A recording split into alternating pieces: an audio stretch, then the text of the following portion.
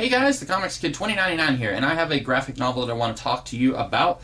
Swamp Thing, The Root of All Evil. This is from around issue 140 to 150 of the Swamp Thing series from the 1980s. I think this is actually in the 90s, but it's the Swamp Thing series that started in the early 80s. And the first 4 issues of this book are co-written by Grant Morrison and Mark Millar, but the rest of the book is just written by Millar. And most of the pencils are by Phil Hester.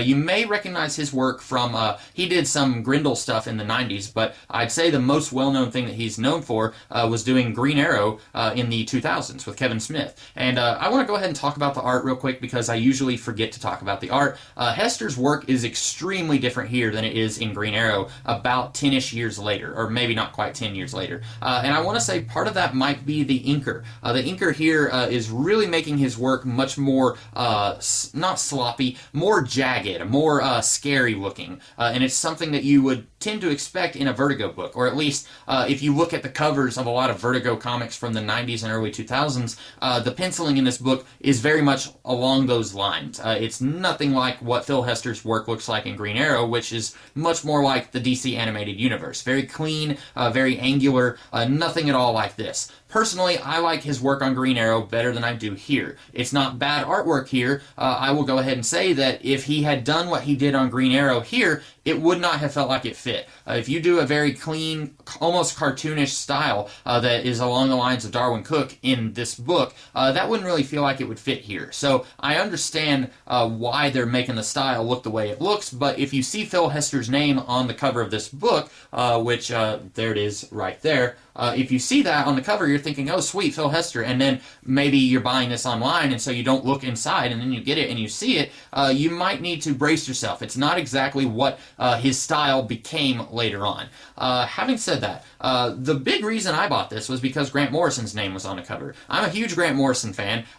A lot of times I really love reading his works. Even if I end up not enjoying something that he wrote, I still come away from it most of the time really glad that I read the work, because it can be very interesting reading something that he wrote, even if it's something that I don't necessarily enjoy 100%.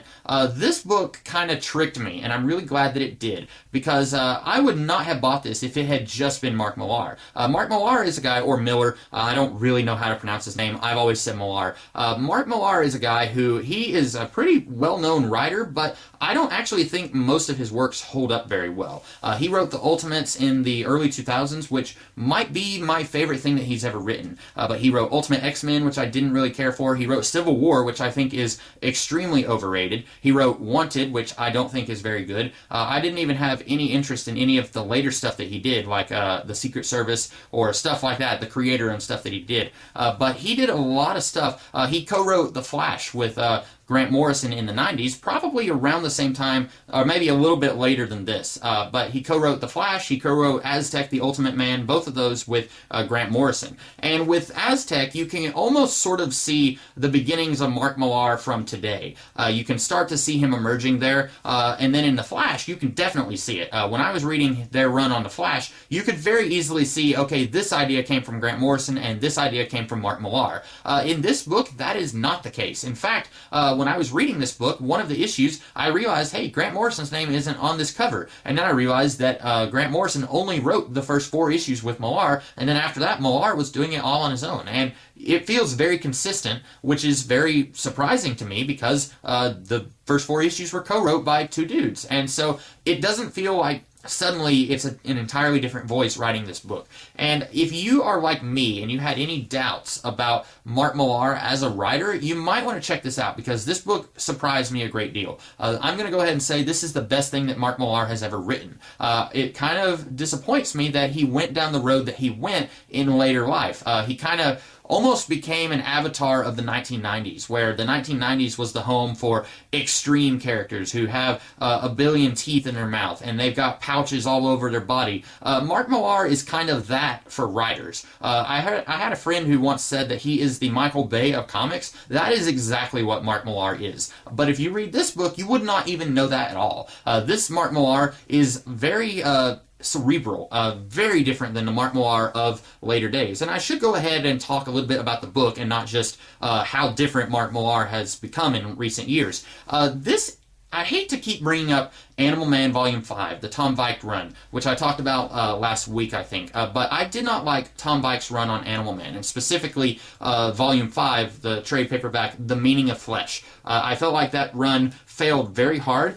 This book is what that run wanted to be, and I think that that run actually came after this run on Swamp Thing, if I'm not mistaken. I don't actually know when this came out compared to when those Animal Man issues came out, but this run here feels very similar to what was going on in Animal Man.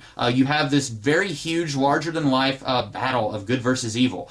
You have these three dudes who are manipulating Swamp Thing in this book. You had three dudes who were manipulating Animal Man in that book.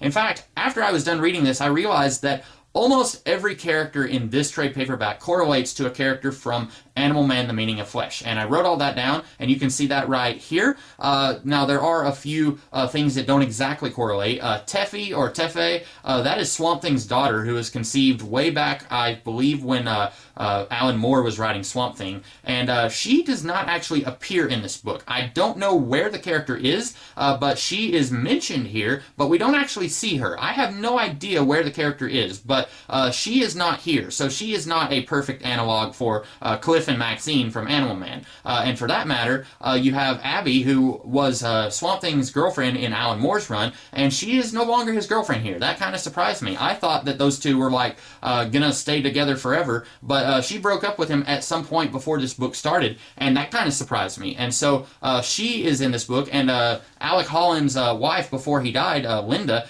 she's actually in this book, which also surprised me. And so the two of them, again, they're not in this book for very long, but the two of them kind of sort of act as an analog for Ellen Baker from Animal Man. But other than that, it's alarming how much of this book is so similar to Animal Man Volume 5, to the point of the plots are pretty similar. The characters are all pretty similar. You have a superhero who has been corrupted by evil. In this book, it's Sargon the Sorcerer. In Animal Man, it was Buona Beast. But this book takes all of those elements that Animal Man Volume 5 had, and it makes it work so much better. And I really wish I had looked this up before I started this video. I cannot remember if Swamp Thing issue 140 came before all those issues of Animal Man collected in Volume 5. But either way, even if this came after Animal Man Volume 5, I still applaud this book for taking more or less the same story and making it work, making it interesting, making me care about what was basically the same story. And again, I hate to keep bringing up Animal Man, Tom Veik's run, and punching it into the ground, but this works in a way that that run does not work.